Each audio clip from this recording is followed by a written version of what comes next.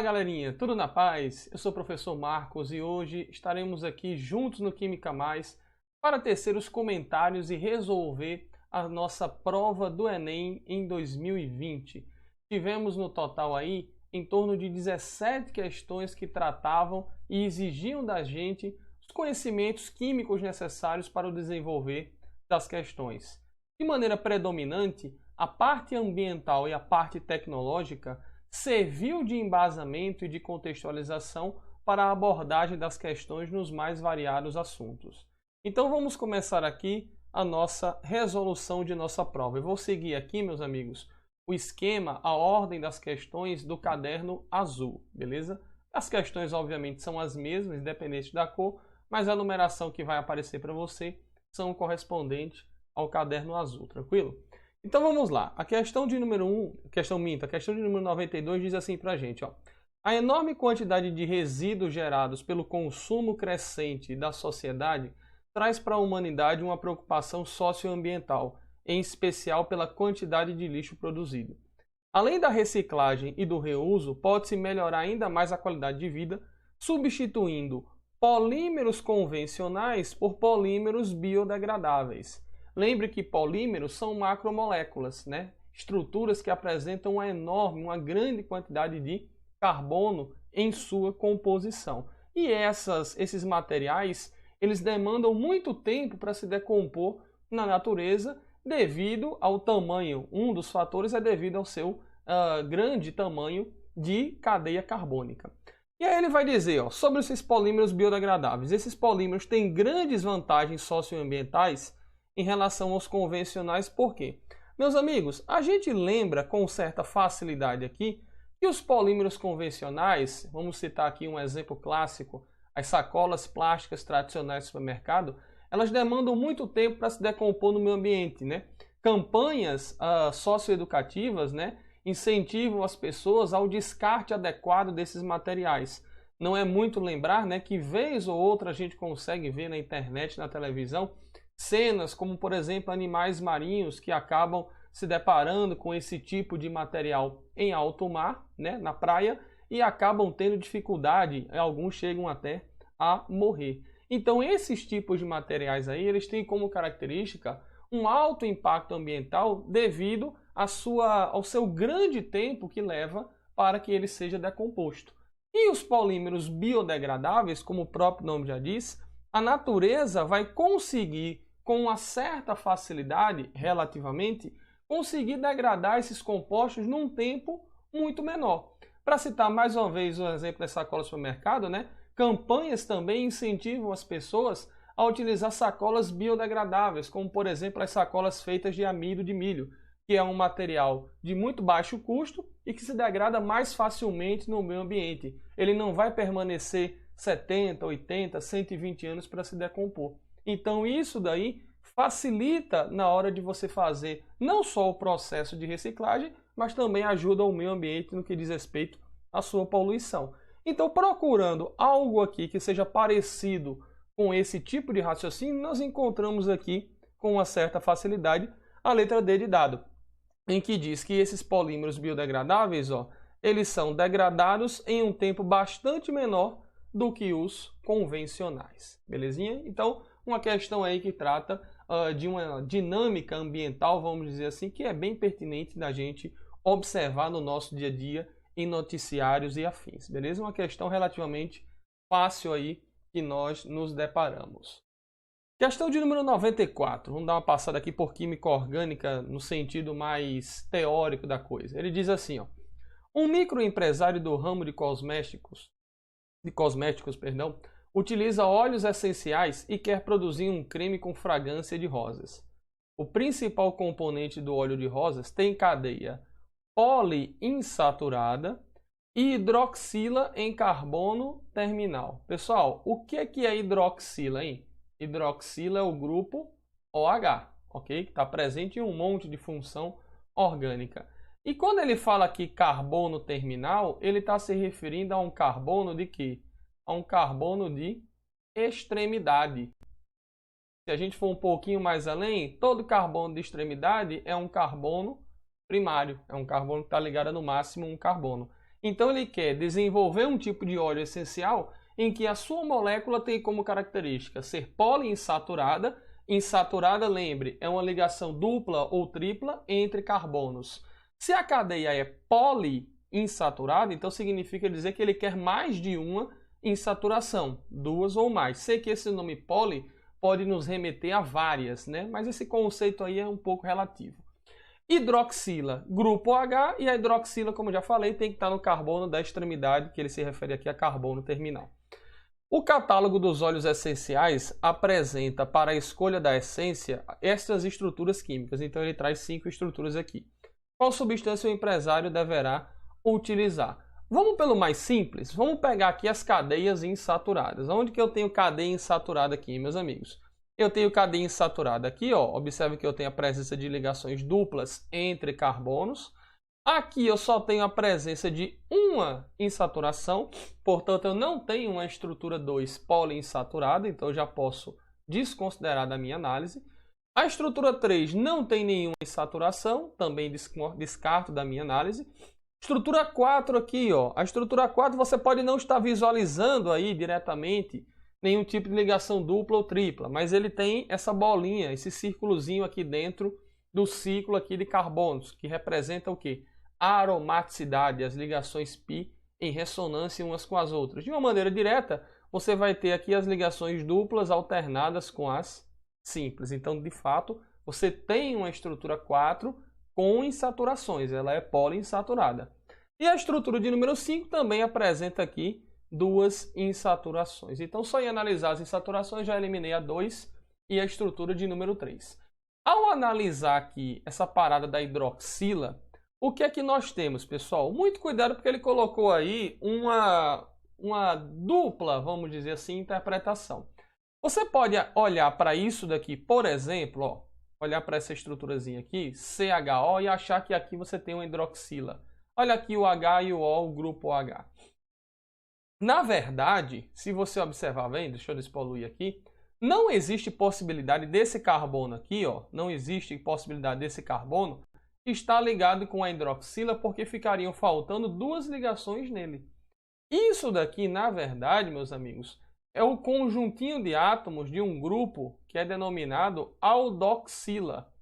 E é, na verdade, o grupo funcional da função, ó, aldeído. Então, ele colocou o grupo funcional de um aldeído, só que de uma maneira um pouquinho diferente. Ele tirou essas ligações aqui, ele não mostrou as ligações e colocou só os átomos aqui de forma condensada. Um carbono, um hidrogênio e um oxigênio. Mas a única maneira disso daí existir com essa quantidade de átomos é você tendo uma ligação dupla com o oxigênio e a simples com o hidrogênio. Então, aonde aparecer aqui CHO, note que aqui na estrutura 2 você também tem, onde aparecer CHO, isso não representa hidroxila. Isso, na verdade, representa um aldeído. Então, a estrutura 5 aqui está fora da análise, porque ela não tem hidroxila, beleza? Sobrou como análise final para a gente o que? Sobrou a estrutura 1 e a estrutura de número 4, como tendo ó, grupo OH e grupo OH, tem as poliinsaturações, que ele fala na questão. O que eu vou observar apenas é o lancezinho aqui ó, da hidroxila no carbono terminal. O que é um carbono terminal, mais uma vez? É um carbono da extremidade, que está na ponta da cadeia carbônica, em uma das pontas, ou da esquerda ou da direita. Observe que a estrutura 4, ó, o grupo OH está ligado a um carbono de um ciclo, configurando aqui a função fenol. Se o carbono está dentro do ciclo, significa o quê? Ele não é carbono terminal, ele não é carbono de extremidade, ele não vai ser o carbono que ele se refere no texto. Já a estrutura de número 1 aqui, ó, observe que o grupo hidroxila se liga nesse carboninho aqui. E esse carboninho é um carbono de ponta, é um carbono de extremidade. Então a estrutura 1, ela atende todas as características que ele informa no texto. Poliinsaturada, ou seja, mais de uma insaturação, a gente observou isso. A hidroxila no carbono terminal, no carbono de extremidade, portanto, afirmativa aqui, letra A de amor, beleza? Também aí uma questão relativamente fácil, se a gente lembrasse desse detalhezinho aí do grupo CHO, que é a função aldeído. Só para também citar um outro exemplo, que é clássico, a função ácido carboxílico, ela é assim, ó, C+O, OH. Isso aqui representa um ácido carboxílico. É relativamente fácil de lembrar. Como que poderia ser cobrado numa questão para deixar a gente com uma pulga atrás da orelha? Ele ocultar as ligações aqui, ó. Ele colocaria dessa forma C, 2 oxigênios e 1 hidrogênio. Belezinha? Aqui está a forma condensada, aqui está a forma, vamos dizer assim, estrutural, que é como a gente aprende, digamos assim, através de imagens, através da memorização fotográfica, vamos dizer assim. Belezinha? Essa foi então a questão de número 94. Questão 96, vamos passar aqui pelos cálculos químicos da vida, pelas concentrações. Vamos lá. Diz assim, ó.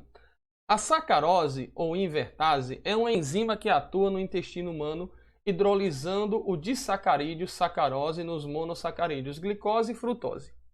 Em um estudo cinético da reação de hidrólise da sacarose, que está aqui a fórmula C12H22O11, foram dissolvidos 171 gramas de sacarose em 500 ml de água. Observou-se que, a cada 100 minutos de reação, a concentração de sacarose foi reduzida à metade, qualquer que fosse o momento escolhido como o tempo inicial.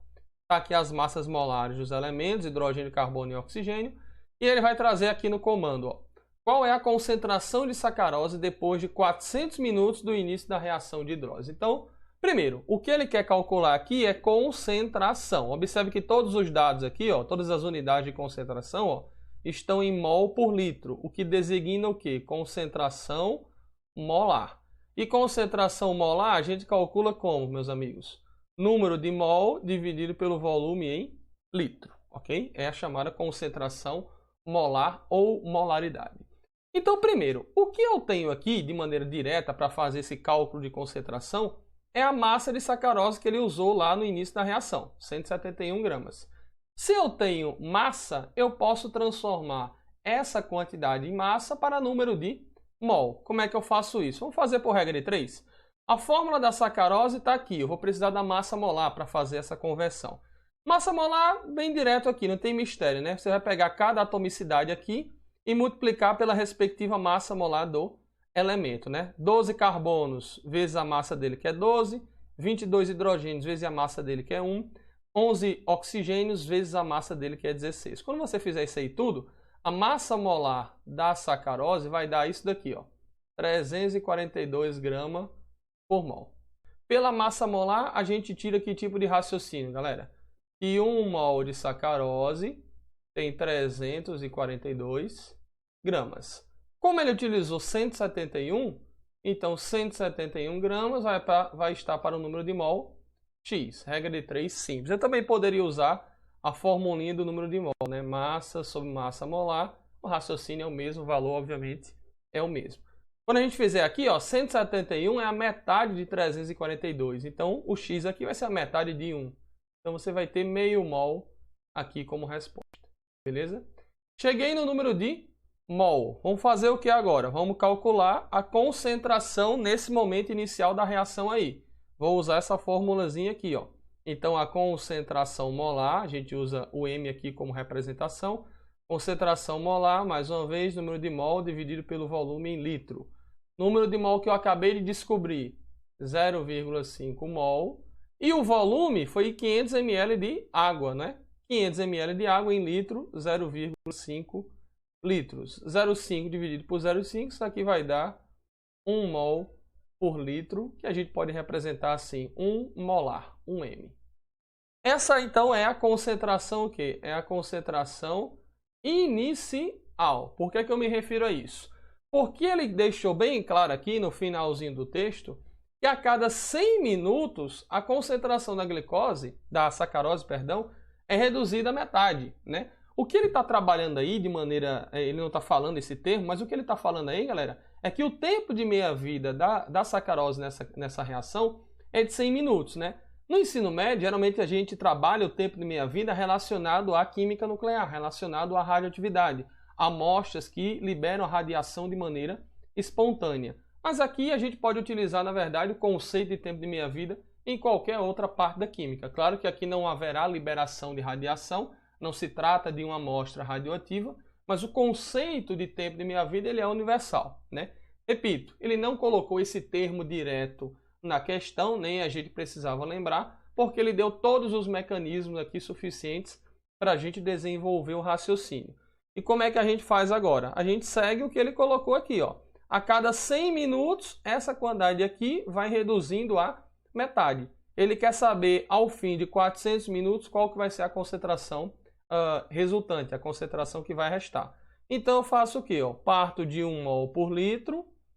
Quando passar 100 minutos, essa quantidade vai fazer o quê? Vai decair a metade, vai sofrer uma redução e vai sobrar aqui, no caso, 0,5 mol. Quando passar mais 100 minutos, esse 0,5 vai restar 0,25. Já se passaram 200 minutos até então, né? Vai passar outro tempo de meia-vida, mais 100 minutos. Esse 0,25 decai a metade, 0,125. E, finalmente, deixa eu ir aqui para baixo para não ficar apertado. Diminuindo aqui, passando mais 100 minutos, a concentração vem para a metade de 0,125, arredondando aí, 0,0625 molar.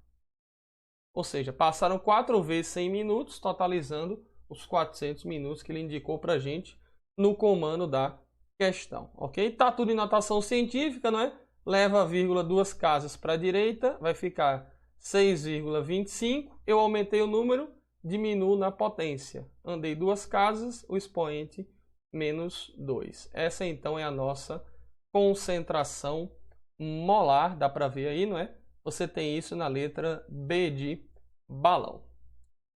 Belezinha, meu povo? Uma questão aí que tem um grau de dificuldade intermediário, trata de cálculo químico, trata de concentração, mas uma questão que, do ponto de vista interpretativo, também foi relativamente tranquila. Beleza? Questão de número 100, uma questão bem interessante essa. Diz assim: nos dias atuais, o amplo uso de objetos de plástico gera bastante lixo, que é muitas vezes eliminado pela população por meio da queima. Esse procedimento é prejudicial ao meio ambiente por lançar substâncias poluentes. Para constatar esse problema, um estudante analisou a composição térmica do policloreto de vinila, que é o polímero denominado PVC, um tipo de plástico cuja estrutura é representada aqui na figura. Está aqui o polímero PVC, essa estrutura aqui é chamada do monômero, né, que está entre colchetes, que vai se repetindo várias e várias vezes na cadeia polimérica.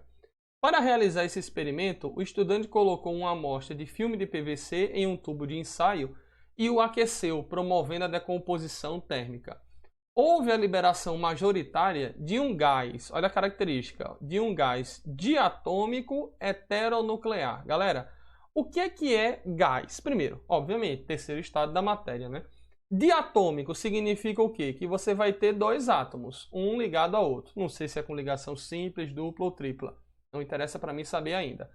Heteronuclear. O que é que ele está se referindo aqui com esse termo heteronuclear? Hetero significa 2 diferentes, né? Então significa dizer que você vai ter aqui, ó, 2 átomos de elementos químicos diferentes na composição molecular desse gás diatômico, belezinha? Ele poderia ter dito aí um termo mais palpável. Ele poderia ter dito que se tratava de um gás diatômico referente a uma substância composta. O que é a substância composta?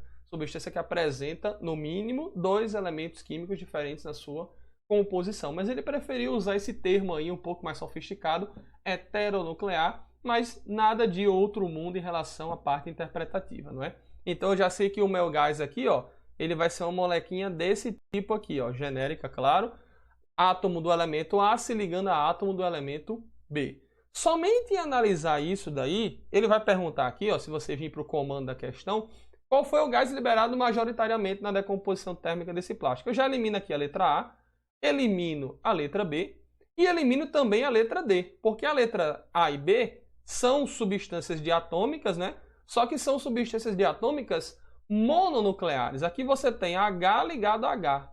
Aqui você tem cloro ligado a cloro. E ele deixou bem claro que se tratava de uma substância heteronuclear, portanto, 2 elementos diferentes. Na letra D, você tem até a presença de um gás heteronuclear, né, com 2 elementos diferentes. Só que observe que o total de átomos aqui são 3. A molécula do gás carbônico, do CO2, ela é assim, ó. Portanto, se trata de uma molécula triatômica e não diatômica.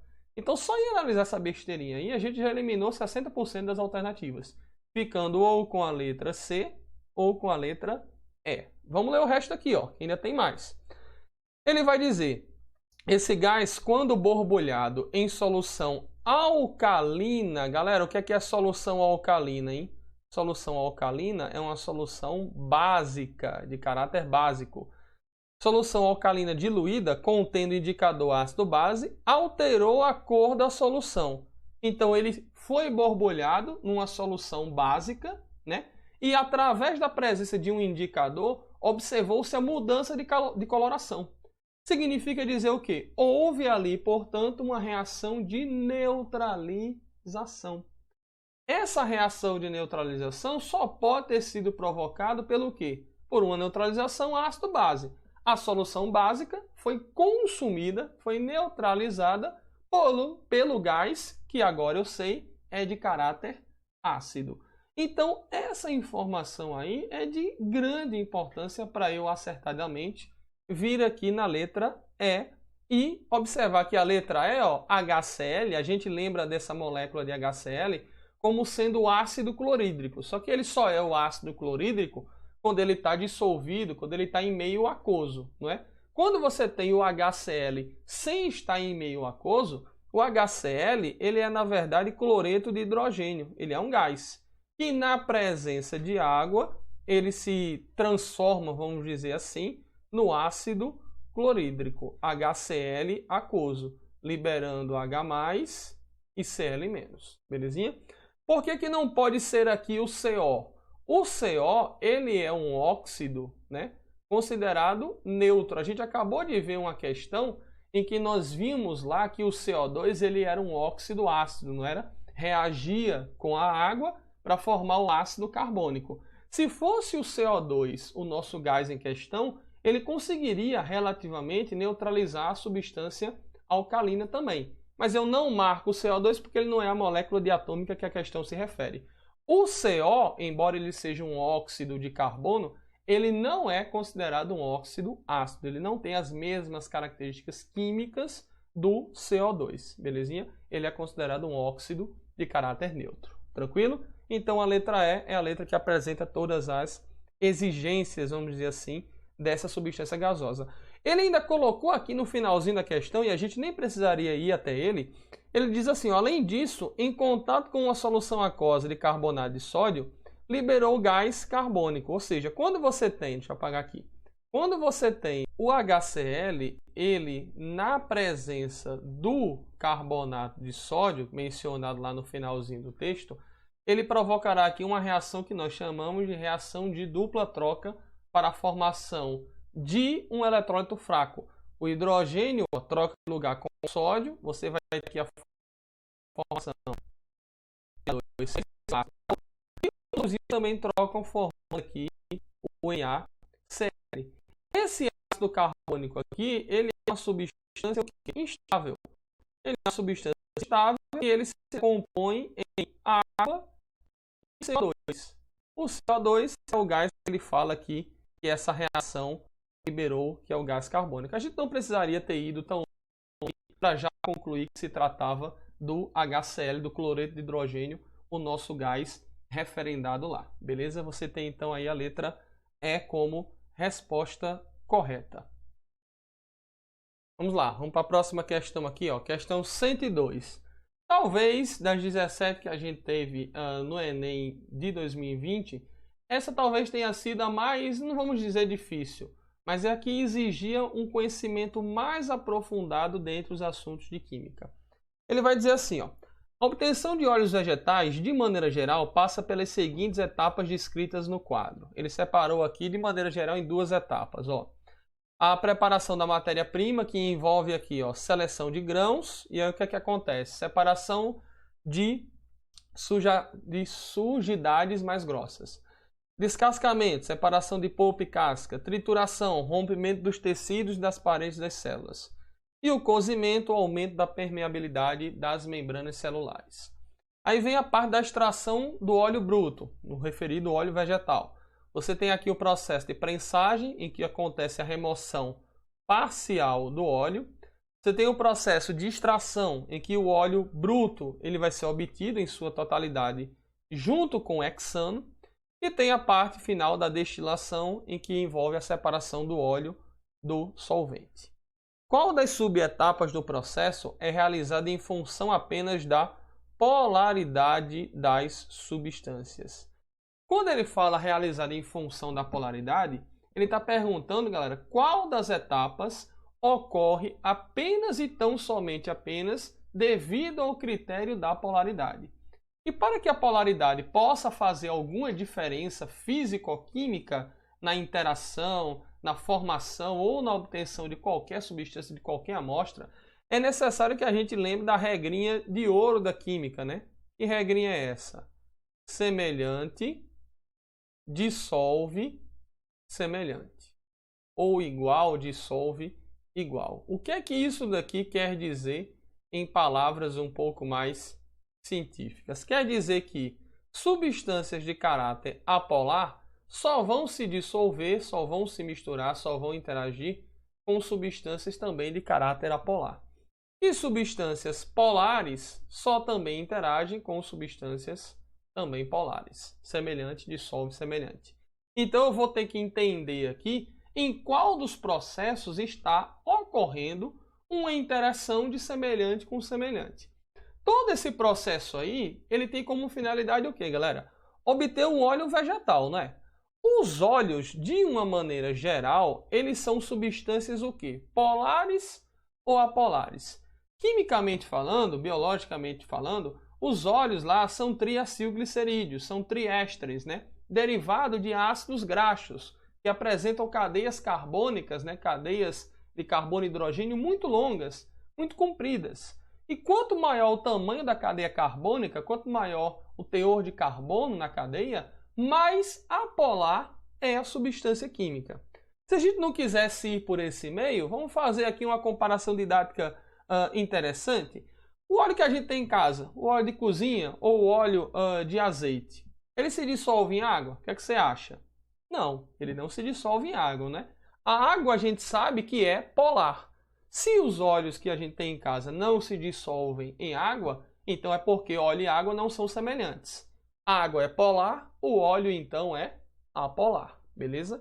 Então os óleos vegetais aqui são estruturas apolares de uma forma geral. Então, para que haja uma interação por polaridade, eu tenho que ter o óleo vegetal, que é fonte de ser obtido aqui no processo de uma maneira geral. Eu tenho que ter uma interação com a outra substância também apolar, para que eu tenha então aí um processo em que a polaridade seja decisiva. Em qual dos processos aqui você começa a observar que o óleo está se formando? É aqui, no processo de prensagem e no processo de extração. No processo de prensagem, você tem aqui, remoção parcial do óleo. Opa, o óleo começou a aparecer aqui, ainda que de maneira parcial. Quando vem aqui para o processo de extração, olha o que é que ele fala. Obtenção do óleo bruto com hexano. O que que o hexano é, hein, galera? Hex, 6 carbonos, ligações simples, é uma estruturazinha, é um hidrocarboneto, 1, 2, 3, 4, 5, 6 carbonos. Ou seja, é um hidrocarboneto. E todos os hidrocarbonetos, de uma maneira geral, todos os hidrocarbonetos são estruturas o quê? Apolares. Então você tem aqui a interação do hexano com o óleo bruto, com o óleo vegetal de uma maneira geral. Ou seja, no processo de prensagem, o óleo começa a ser retirado, vamos dizer assim, e para que seja retirado de uma maneira mais fácil e de uma maneira totalitária, vamos dizer assim, coloque-se uma substância de mesma polaridade. Semelhante dissolve semelhante. Semelhante interage com semelhante. Então, aqui no processo de extração, você tem a interação através da polaridade similar das duas substâncias químicas, fazendo com que o óleo seja obtido na sua totalidade. Para posteriormente eu me livrar do hexano, né, porque eu não quero o hexano, eu apenas o utilizei para obter o óleo bruto de uma maneira geral, de uma maneira mais rápida. Para me livrar dele no final, ele fez aqui o processo de destilação. Mas aí o processo de destilação já vai envolver uma característica de diferenças de pontos de ebulição para evaporar uma substância, separando-a da outra. Não vai envolver necessariamente a polaridade. Então, o passo aqui que envolve apenas e tão somente apenas a polaridade das substâncias, tratando da interação de semelhantes, é o passo aqui da extração. Você encontra isso na letra D de dado. Belezinha, galera? Uma questão aí que, como eu falei no início, envolveu a maior, vamos dizer assim, interpretação que a gente poderia ter aqui ao longo da nossa prova das questões de química. Beleza? Vamos para 103. Vai dizer assim, ó, uma questão também que envolve biologia, né? A temática, como eu falei, de meio ambiente, ela permeou praticamente aqui 60%, 70% das questões. O dióxido de carbono passa para o estado sólido, que é o gelo seco, a menos 78 graus e retorna ao estado gasoso à temperatura ambiente. O gás é facilmente solubilizado em água, capaz de absorver radiação infravermelha da superfície da Terra e não conduz eletricidade. Ele é utilizado como matéria-prima para a fotossíntese até o limite de saturação. Após a fixação pelos organismos autótrofos, o gás retorna ao meio ambiente pela respiração aeróbica, fermentação, decomposição ou por resíduos industriais, queima de combustíveis fósseis e queimadas. Fazendo um pouco aí da menção do ciclo do carbono, né? Apesar da sua importância ecológica, seu excesso causa perturbações no equilíbrio ambiental. É justamente o que a gente denomina, né, de aquecimento global. Tudo que a gente leu até a importância ecológica está descrito no efeito estufa, que é um efeito vital para a sobrevivência dos seres aqui na Terra. Belezinha? O excesso disso prejudica, a Terra aquece demais, provoca desequilíbrio, aquecimento global é um dos impactos. Considerando as propriedades descritas, o aumento atmosférico da substância afetará os organismos aquáticos em razão da... Quando ele fala organismos aquáticos, obviamente a gente lembra do meio aquoso, do meio com água, não é, galera? Isso daqui é muito parecido com o que acontece na formação dos óxidos de enxofre, que provoca lá a chuva ácida. Com o CO2 não é muito diferente, não. Quando o CO2 ele reage com a água, a gente já viu isso em questões anteriores, nessa edição mesmo do Enem, você tem a formação do ácido carbônico, né? Então esse ácido aqui, em ambientes aquáticos, em regiões em que a quantidade, em que o teor de CO2 ele é muito elevado, esse ácidozinho aqui ele se forma em uma quantidade maior na água. E quando você tem a formação de ácidos em meio aquoso, a gente sabe o que é que acontece, né? Esse ácido é capaz de se ionizar, mesmo sendo um ácido fraco, e liberar íons H+, no nosso meio. Então você vai ter mais íons H+ presentes nos ambientes aquáticos, não é? Nos mares, nos oceanos, nos rios. Então significa dizer o quê? Que você tem um aumento da acidez relativa desse ecossistema. Se você tem um aumento na acidez relativa, significa que o pH dessa amostra aí, dessa água, ele vai o quê, galera? Ele vai diminuir. Quanto maior a acidez relativa, menor ficará o nosso pH. O que é pH numa linguagem científica? É o potencial de íons H+, é o potencial hidrogeniônico de uma solução de um meio com água. A gente tem isso daqui de maneira bem direta, bem sucinta aqui na letra A. Redução do potencial hidrogeniônico na água, ou seja, redução do pH da água. Falou de dióxido de carbono? É um óxido ácido. Ele é capaz, então, de aumentar a acidez relativa de um meio. Ele não é o causador, só para falar aqui, porque eu mencionei na questão, ele não é o causador da chuva ácida, mas ele é o responsável direto por fazer com que qualquer água proveniente de chuva já seja relativamente ácida. O pH natural de uma água de chuva, por exemplo, vai estar em torno ali de 5,6, 5,5. Esse pH menor do que 7, portanto relativamente ácido, é devido à presença natural do ácido carbônico na água. Quando você tem a queima de materiais poluentes que levam à formação de óxidos de enxofre e de nitrogênio predominantemente, aí você tem não só a presença desse ácido carbônico na água, mas a presença de outros ácidos mais fortes. Ácidos com a presença de enxofre e com a presença de nitrogênio que vão conferir uma acidez ainda maior à água da chuva, tornando o pH ainda menor do que 5,5. Aí você tem diretamente o impacto da chuva ácida. A questão não foi tão longe, ela pedia apenas de modo bem preciso, de modo bem direto, em relação ao CO2 e ao gás carbônico, belezinha? Então essa foi a nossa questão aí, 103, também uma questão relativamente fácil. Questão 109, vai dizer assim, ó, a questão aí que está diretamente presente nas nossas vidas, na cozinha de casa. As panelas de pressão reduzem o tempo de cozimento dos alimentos por elevar a temperatura de ebulição da água. Temperatura de ebulição da água é elevada, significa dizer que a água demora mais para evaporar. Aí você pode pensar, ué, mas espera aí, se vai demorar mais, como é que a panela de pressão cozinha um alimento mais rápido?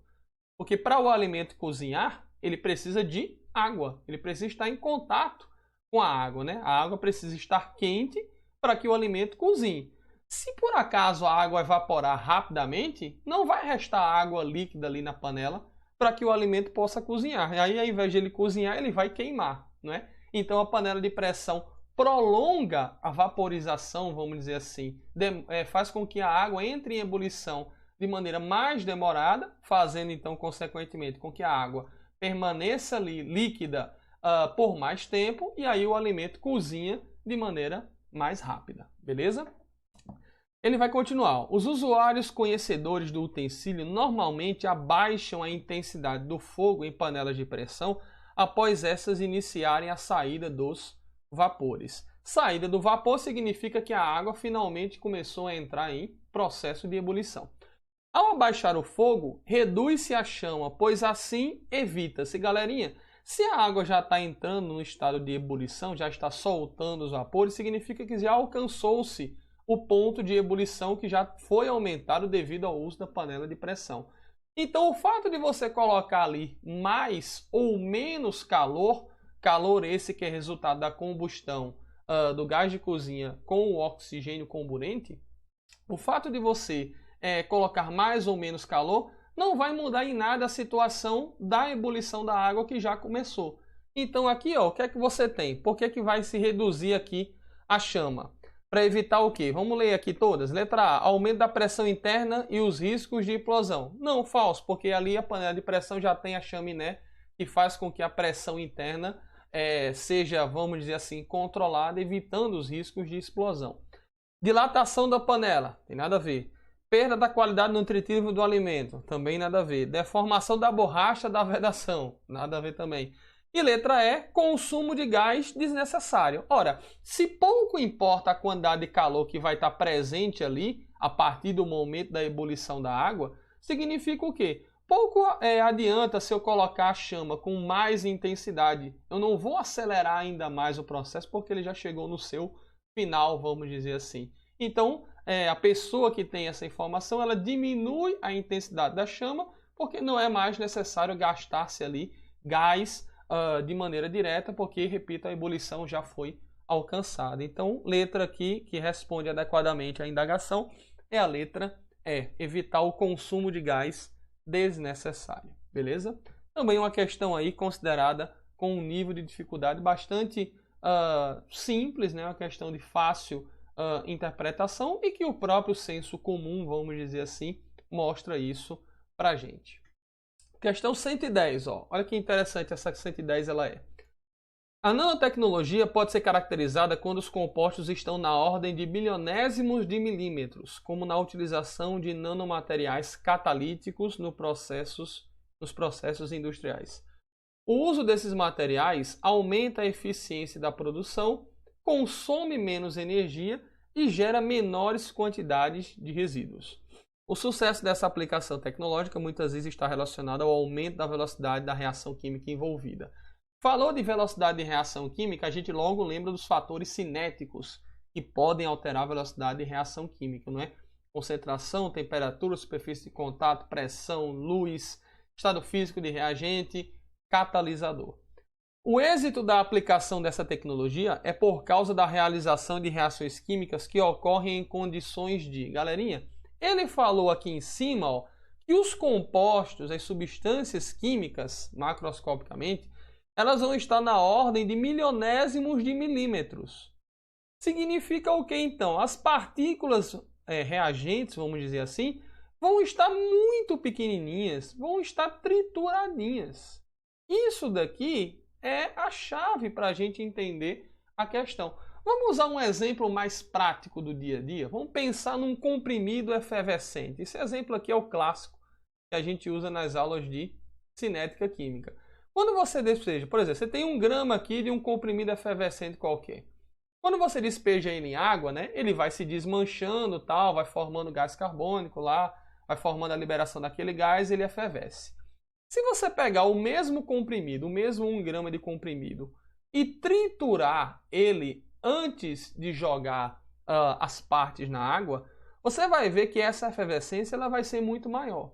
Por quê? Porque microscopicamente o contato das moléculas reagentes da água e das partículas do comprimido, ela vai ser mais rápida, porque as moléculas, as partículas do comprimido, nesse exemplo, elas vão estar menorzinhas. Então, microscopicamente, vai ter como uma molequinha de água interagir de maneira mais acessível com as partículas que estão no comprimido. Dessa maneira, você vai ter uma colisão entre as partículas reagentes mais rápida, fazendo com que os produtos da reação sejam produzidos de uma maneira mais rápida, de uma maneira a levar menos tempo. Se você trocar essa indagação pelo que ele falou aqui da nanotecnologia, é a mesma coisa. A nanotecnologia utiliza as substâncias químicas, como grafeno, por exemplo, que é utilizado muito em tecnologia tal, e tem muito estudo surgindo sobre isso daí ainda, embora ele já seja uma realidade eletrônica no mundo tecnológico. Você tem as substâncias químicas picadinhas, trituradinhas, da ordem de milionésimos de milímetros, como ele colocou aqui. Então, quanto mais triturado tiver um composto químico, tiver uma amostra química, você vai estar falando, na verdade, aí de quê, galera? Você vai estar falando da superfície de contato. Tudo bem? Superfície de contato fará com que a reação se processe de uma maneira mais rápida. Beleza? Você tem isso daqui na letra D de dado. Você poderia ficar na dúvida, por exemplo, porque ele usou esse termo aqui, catalíticos, né? Significa que ele pode ser usado também como catalisador. Mas o que você tem aqui como, vamos dizer assim, como indagação nas alternativas que levem a esse uso de catalisadores é em relação à energia de ativação.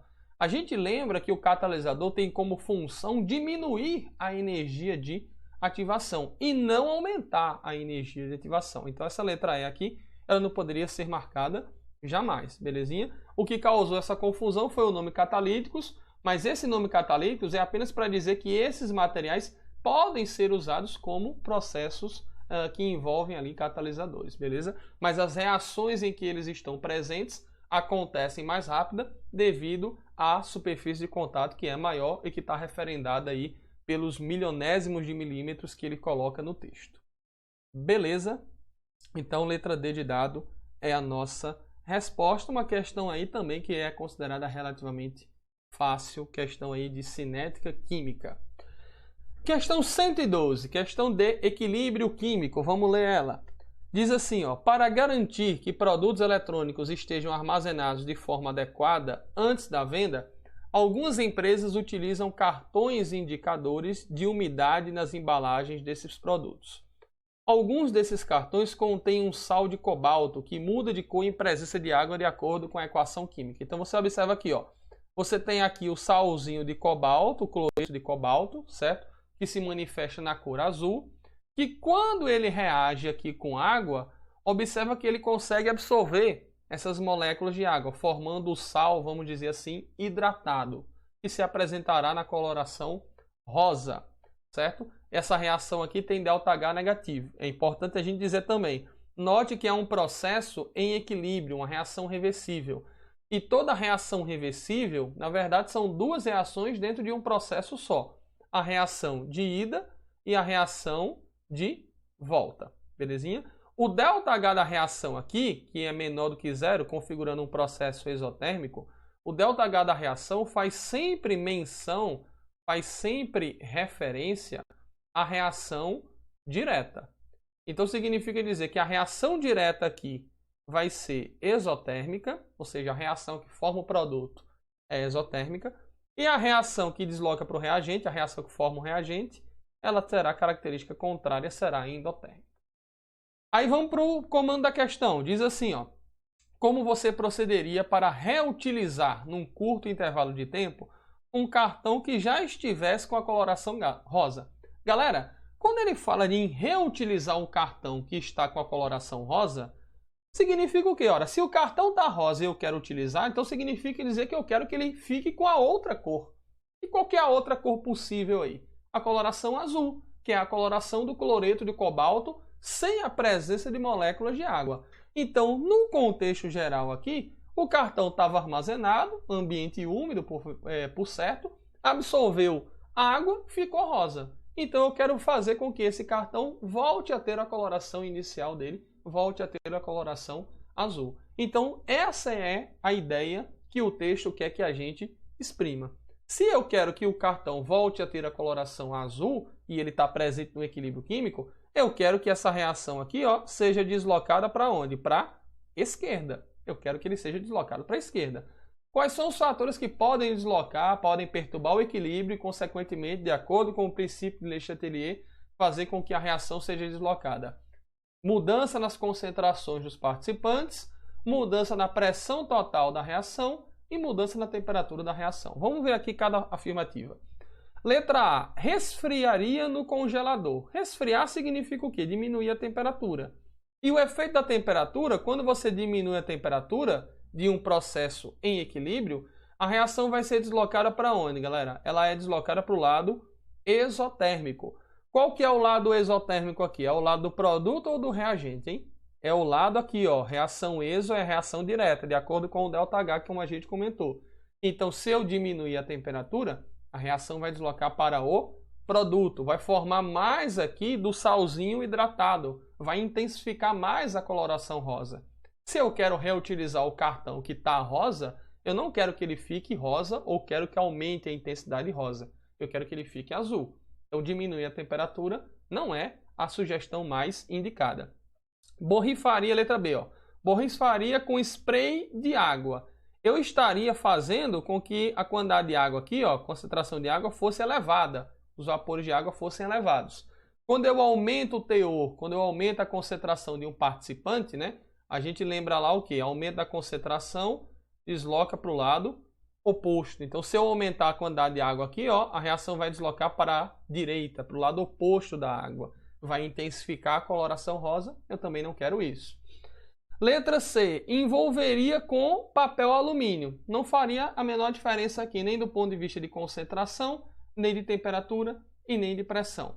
Letra D. Aqueceria com secador de cabelos. Aquecer significa o quê, meus amigos? Deixa eu mudar de cor aqui, ó. Aquecer significa aumentar a temperatura. A gente já viu aqui, quando analisou a letra A, que a diminuição aqui da temperatura desloca para o lado exo. E o aumento da temperatura faz o quê, hein? Desloca para o lado endotérmico.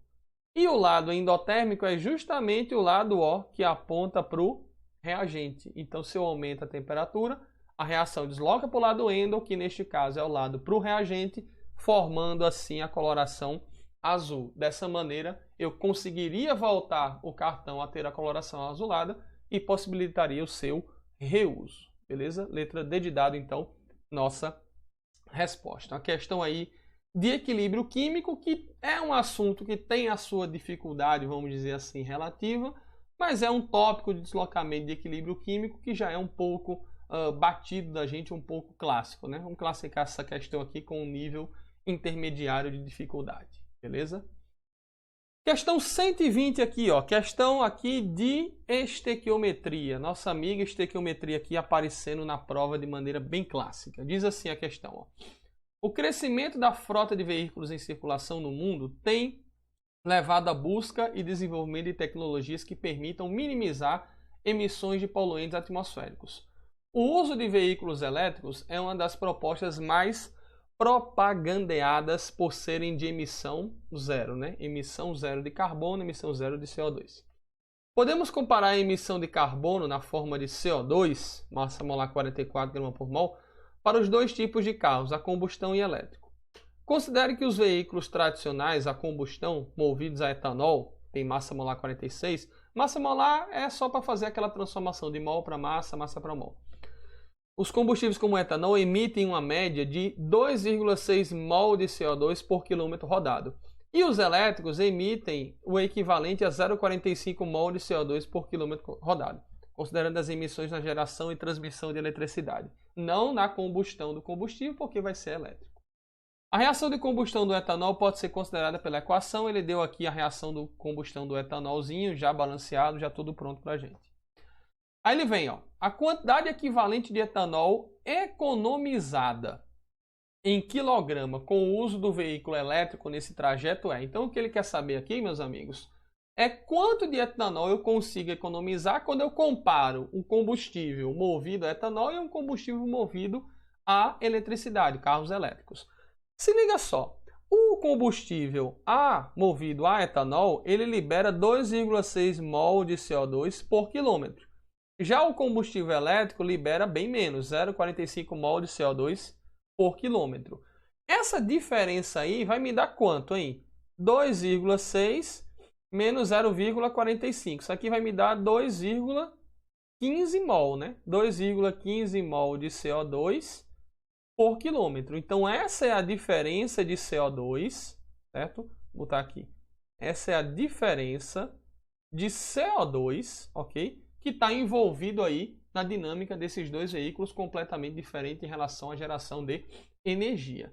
Em cima dessa diferença que eu vou calcular quanto de etanol que eu consigo poupar. Ora, se essa é a quantidade de CO2 que eu consigo evitar lançar para o meio ambiente, a partir dessa quantidade, qual que é a massa de etanol que eu consigo deixar de consumir no que diz respeito à comparação desses dois veículos? Aí a gente vem o quê? A gente vem aqui para a equação química, né?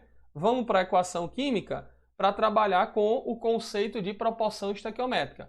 O que é a equação aqui, que é a minha receita de bolo na estequiometria? O que é que ela me diz em termos proporcionais de etanol para CO2? Ó, a proporção estequiométrica do etanol para o CO2, ó, é de 1 para 2. Eu tiro isso dos coeficientes estequiométricos, né? Então, o que é que significam esses coeficientes estequiométricos na hora da proporção estequiométrica? Eles me informam a proporção em mol. Então, eu vou ter 1 mol de etanol, podendo formar aqui, ó, 2 mol de CO2. Essa é a proporção estequiométrica. Só que o que eu quero, meus amigos, observe bem, o que eu quero é descobrir a massa de etanol que eu consigo economizar a partir de uma quantidade em mol de CO2 que eu já conheço, que é 2,15. Então, esse lance aqui das grandezas é fundamental para eu enxugar ainda mais, o meu cálculo estequiométrico. Se eu quero saber a massa aqui da substância etanol, então significa dizer que eu vou trocar essa grandeza aqui, ó. Eu não vou trabalhar com mol e vou trabalhar com massa. Como é que eu transformo aqui 1 mol para massa? Eu vou usar a massa molar do etanol. Tá aqui, ó, 46 gramas. Então significa dizer que 46 gramas de etanol é a mesma coisa de 1 mol. Esses 46 gramas aqui, ó, são proporcionais, conseguem formar até 2 mol de CO2. Perceba que eu estou misturando as grandezas aqui. É verdade, mas eu estou misturando porque a questão me pede o etanol em uma grandeza, que é a grandeza da massa, sendo que o CO2 eu tenho a grandeza na quantidade de mol. Então, para evitar estar transformando e depois estar transformando de volta, eu vou trabalhar tudo dentro da mesma casinha. Eu posso fazer essa misturada, vamos dizer assim, porque tudo vem lá de cima, tudo vem da proporção em mol. Então, 46 gramas de etanol são proporcionais a 2 mol de CO2. Quanto que eu consegui poupar lá por quilômetro rodado? 2,15 de CO2 deixaram de ser emitidos, não foi? Então, se 2,15 mol de CO2 deixaram de ser emitidos, a massa de etanol aqui que vai deixar de ser consumida vai ser X. Perceba que está tudo dentro da mesma casa. Eu estou usando mol aqui para o CO2 e estou usando massa aqui para o etanol. O X aqui vai sair em massa, na unidade grama, beleza? Quando você fizer aqui o cruz credo aqui da regra de 3, você vai obter o valor de 49,45 gramas de etanol. Essa daqui, então, é a massa de etanol que deixa de ser queimada, considerando essa quantidade de CO2 aqui poupada, 2,15 CO2 por quilômetro rodado. Só que o que ele quer, meus amigos, se você observar aqui no textinho, ó, foram analisadas as emissões de CO2 envolvidas em dois veículos, um movido a etanol e outro elétrico, num mesmo trajeto de 1.000 quilômetros. Essa quantidade de CO2 que eu destaquei aqui, ela é por quilômetro. Foi a mesma que eu usei aqui no cálculo estequiométrico. Então, essa massa aqui de etanol que deixou de ser consumida também é por quilômetro rodado. Para eu saber quanto que deixou de ser consumido em 1.000 quilômetros, ora, é só multiplicar isso daqui por 1.000, né? Então, multiplicando isso daqui por 1.000, você vai obter aqui, ó, se eu botar em notação, 49,45 vezes 10 elevado à terceira gramas. Como ele pede a resposta em quilo, divide por 1.000 de volta, você vai obter aqui 49,45 quilos de etanol. Você encontra essa resposta aí aproximada na letra A, beleza? Eu poderia ter feito a questão de um outro jeito, um jeito mais longo, né? Eu poderia aqui ter utilizado passo a passo. Eu poderia ter utilizado 2,6 mol de CO2 e encontraria qual seria a massa de etanol proporcional a isso daqui. Depois, poderia ter feito a mesma estequiometria, só que com 0,45 mol de CO2. Encontraria uma outra massa de etanol, tiraria a diferença entre elas, acharia o mesmo resultado. Demoraria mais. Quando eu fiz a diferença aqui do CO2, eu já fui preparado para já achar aqui a diferença do etanol, que é justamente o que ele pede na nossa questão. Belezinha aí? Vamos lá, questão 122 aqui, ó. Questão simples de densidade, ó. O exame parasitológico de fezes é utilizado para detectar ovos de parasitos. Um dos métodos utilizados, denominado de centrífugo flutuação, considera a densidade dos ovos em relação a uma solução de densidade 1,15 grama por ml. Assim, os ovos que flutuam na superfície dessa solução são detectados. Os dados de densidade dos ovos de alguns dos parasitos estão apresentados na tabela aqui. Tá aqui os parasitos. Eu não vou nem me atrever a falar o nome deles aqui para não cometer o deslize de gaguejar e ter que editar o vídeo. Então eu vou nomear aqui de 1 até 5, beleza? Tá aqui os parasitos de 1 até 5, suas respectivas densidades. Ele falou no texto que os parasitas são identificados por meio da flutuação, né? Quando eles flutuam na densidade da substância lá que ele menciona, 1,15. Considerando-se a densidade dos ovos e da solução, ovos de quais parasitos podem ser detectados por esse método? Então, quais das densidades aqui, através das densidades, quais substâncias eu poderei detectar? Ou seja, quais substâncias vão flutuar na densidade de 1,15? Galerinha, a brincadeira de densidade é aquela relativamente fácil que a gente lembra desde o ensino fundamental, né? Substância que tem menor densidade do que outra irá flutuar. Substância que tem maior densidade do que a outra, relativamente, irá afundar. Então, em relação a esse 1,15 aqui da solução, ó, você tem uma soluçãozinha com a densidade de 1,15 grama por ml. Perceba que está tudo dentro da mesma unidade, não tem pegadinhas aqui na unidade. Então, quando eu colocar aqui os ovos do parasita, aqueles que vão flutuar são aqueles que eu vou conseguir detectar no exame parasitológico que ele menciona no texto. Então, desses três aqui, quais que vão ter densidades menores do que 1,15, propiciando a sua flutuação? É aqui o primeiro, o segundo e o terceiro. Esses três aqui, ó, esses três aqui têm densidades menor do que 1,15, portanto, eles vão flutuar. O quarto e o quinto têm densidades maiores do que 1,15, eles não flutuam, eles afundam no líquido, afundam relativamente. Então, você tem isso daqui aonde? Você tem isso aqui na letra C de casa. O primeiro, o segundo e o terceiro aí deixo para vocês aí a tarefa de pronunciarem esses aí. Ascarisum foi o terceiro aí, foi o único que eu me arrisquei. Vamos lá, questão 123, ó. Também uma questão bem interessante. Diz assim: em seu laboratório, um técnico em química foi incumbido de tratar um resíduo, evitando seu descarte direto no meio ambiente. Ao encontrar o frasco, observou a seguinte informação: resíduo, mistura de acetato de etila e água. Não que seja interessante, mas esse acetato de etila aqui é a função éster, a nomenclatura de um éster. Acetato, acete, significa que são 2 carbonos. Você vai ter 2 carbonos, vem a função éster, e aí acetato de etila, grupo radical etila aqui, CH2, CH3. Aqui está a parte do acetato, aqui está a parte do grupo etila, beleza? Aí ele vem aqui, ó, considere os dados do acetato de etila. Baixa solubilidade em água, então significa o quê? Composto insolúvel na água. Mistura heterogênea.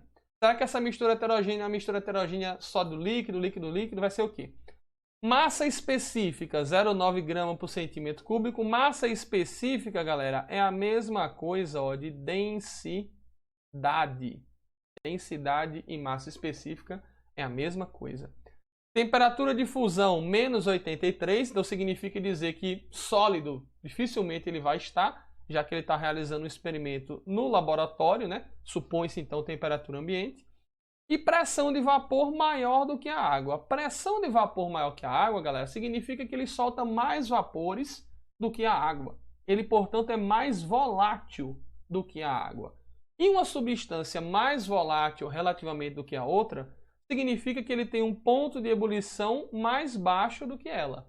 Ou seja, se ele é mais volátil do que a água, que está referendado com a sua pressão de vapor maior do que a água, então significa dizer que ele tem um ponto de ebulição menor do que a água. A água tem ponto de ebulição o quê? De 100 graus. Então essa substância aí também vai ter um ponto de ebulição de menos do que 100 graus. Beleza?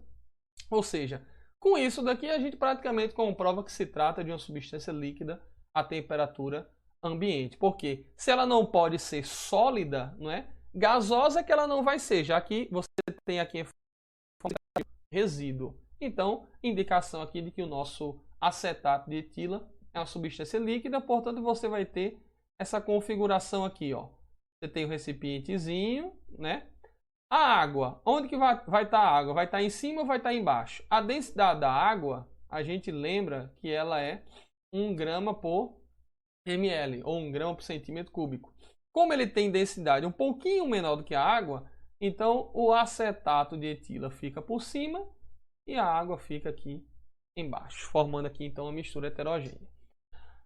Vamos lá, considerando então tudo isso daí que a gente acabou de perceber, a fim de tratar o resíduo recuperando o acetato de etila, o técnico deve. Então ele quer recuperar o acetato de etila, ou seja, ele quer separar o acetato de etila da água. Ao mesmo tempo, ó, de acordo com o que o texto falou aqui em cima, meus amigos, observe mais uma vez, ó, evitando o seu descarte direto no meio ambiente. Então não posso descartar o acetato de etila no meio ambiente de jeito nenhum.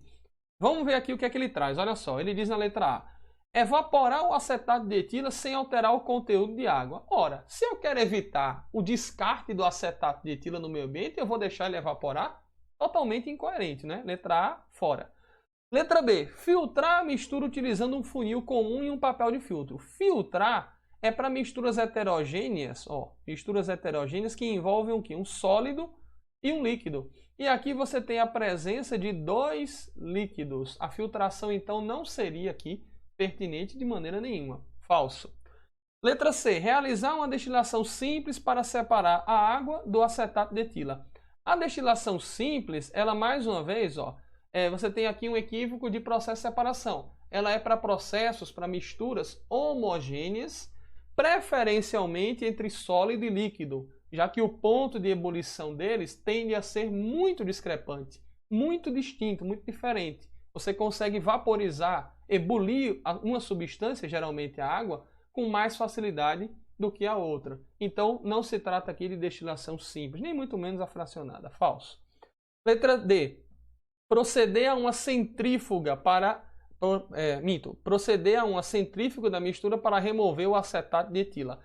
Centrífuga é mais aconselhável para coloides, em que você tem a rápida decantação das substâncias químicas indo para o fundo do recipiente. Se eu ir para uma centrífuga, é só você lembrar da centrífuga lá da máquina de lavar. Quando ela está centrifugando, quando ela está girando lá em alta velocidade, a porção de roupa, o que é que acontece? A porção de roupa fica lá no fundo devido ao efeito da gravidade. Então, se o acetato de etila for para o fundo e a água por cima, vai ficar mais difícil a sua retirada. Então, também está equivocado. E a letra E, decantar a mistura separando os dois componentes em um funil adequado. Como é que eu vou decantar? Separando os dois componentes de um funil adequado, você vai ter um funilzinho aqui, certo? Um outro recipiente como um becker, e aí você vai girando a mistura do acetato de etila em água, vai girando o copinho aqui, o becker, de maneira lenta, até que uma substância caia e fique apenas a outra aqui na porção, belezinha? Então a letra E é a resposta aqui que é o mais indicado para você separar, para você obter o acetato de etila, evitando assim o seu descarte.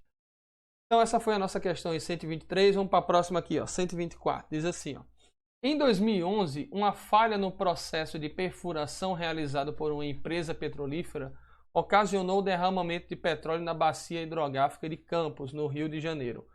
Os impactos decorrentes desse derramamento ocorrem porque os componentes do petróleo, mais uma vez ele está falando aqui do petróleo, não é? O petróleo a gente já viu, uma mistura de quê? Essencialmente de hidrocarbonetos, alto teor de carbono, né? Se for queimado, gera CO2, etc. e tal. Então ele está perguntando aqui quais que são os impactos desse tipo de acidente ambiental, vamos dizer assim. Ele diz assim, letra A, reage com a água do mar e sofrem degradação, gerando compostos com elevada toxicidade. De fato, você tem compostos de elevada toxicidade ali no petróleo. Só que eles não vão reagir com a água do mar, porque lembre que o petróleo, ele é, de uma maneira bem grotesca, bem geral, um tipo de óleo. Os óleos são essencialmente apolares, então eles não tendem a se misturar com a água, muito menos provocar reações químicas. Equivocado então. Letra B. Acidificam o meio, promovendo o desgaste das costas calcárias de moluscos e a morte de corais. O petróleo por si só não tem essa característica aí de acidificar o meio de uma maneira direta. O que pode acidificar o meio é através da combustão dos seus derivados ou do petróleo em si, que geraria óxidos de caráter ácido e que podem de fato acidificar o meio. Mas o simples derramamento de petróleo num primeiro momento não fará com que o meio seja acidificado. Letra C. Dissolvem-se na água. Já para por aí, né? Petróleo é insolúvel, a água não se mistura, forma mistura heterogênea. Letra D. Tem caráter hidrofóbico e baixa densidade, impedindo as trocas gasosas entre o meio aquático e a atmosfera. O que é caráter hidrofóbico, galera? Hidro significa o quê? A palavra fóbico significa o quê? Fobia, medo. Hidro está relacionado com a água. Você tem características hidrofílicas e hidrofóbicas para as substâncias. Hidrofílicas, afinidade. Hidrofóbico, tem repulsa, tem resistência. Ou seja, a característica hidrofóbica do petróleo aqui está relacionada à solubilidade na água, solubilidade no meio aquático. Então, como a gente sabe que o petróleo, por ser um óleo, substâncias apolares, não se dissolve na água, portanto, você vai ter aí uma característica hidrofóbica. Baixa densidade significa o quê? Ele vai flutuar ou ele vai afundar na água?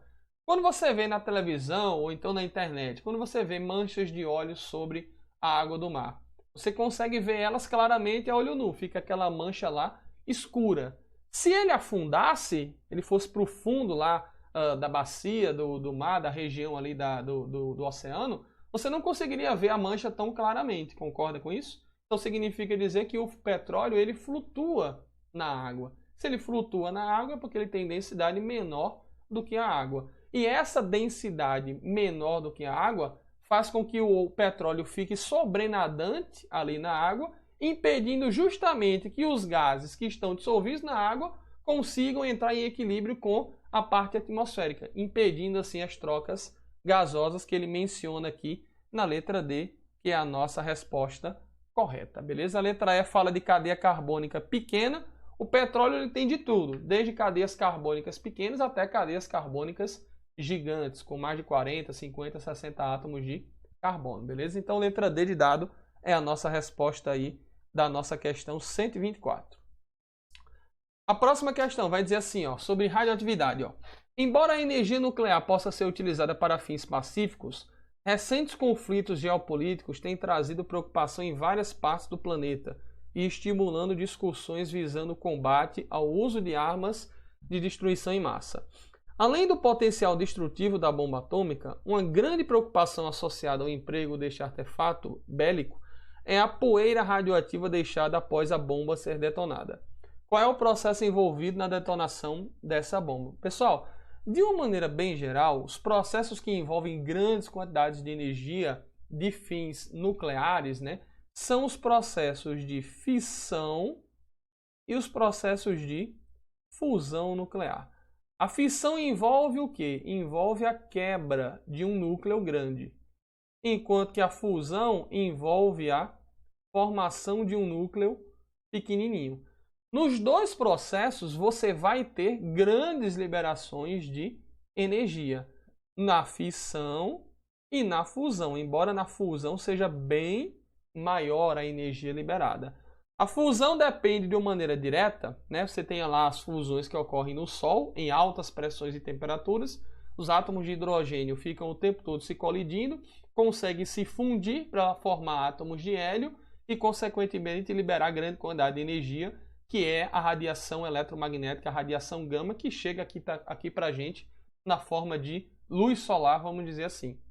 Já o processo de fissão nuclear, que envolve a quebra de um núcleo grande, né, geralmente núcleos de urânio, polônio, etc., essa quebra de um núcleo ela é ocasionada pelo bombardeamento de um nêutron. Então você tem aqui o núcleo grande, o urânio, por exemplo, e está aqui o nêutronzinho.